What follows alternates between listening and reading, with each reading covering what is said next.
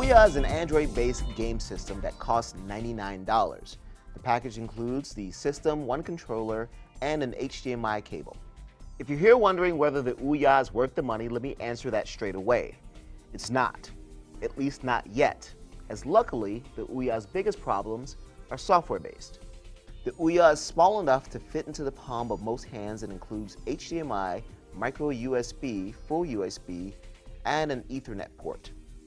It also supports Wi-Fi, Bluetooth, and includes 8 GB of internal storage. Games must be downloaded, however, you can expand the Ouya storage with a USB drive.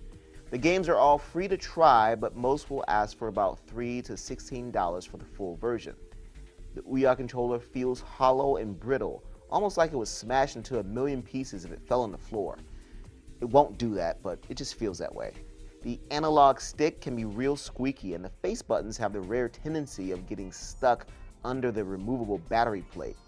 The trigger buttons are creaky and honestly don't really feel like triggers and aren't calibrated with enough resistance. The interface looks and feels like a proof of concept rather than something fully fledged and professional, and crashed on me several times.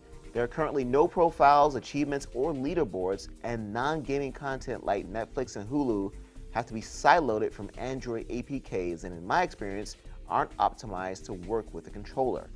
There are currently a few apps like Twitch and Flixster, but what's there is extremely bare bones. If you're into the indie gaming scene, that's where Ouya will hold its strongest appeal. Every Ouya is also an Ouya development kit, so virtually anyone can make games for it.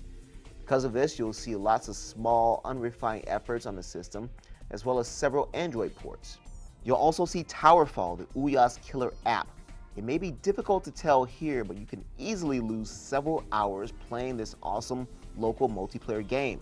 Seriously, once you get the hang of the game, which takes all of 20 seconds, you will lose yourself. However, even at only $99, the Ouya needs many more of these types of experiences to be worth its cost.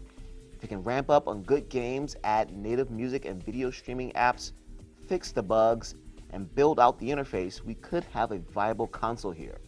Graphically, it doesn't compare with the Xbox 360 or PS3, and the controller leaves a lot to be desired, but its biggest problems could be fixed over the next few months. Here's hoping that happens.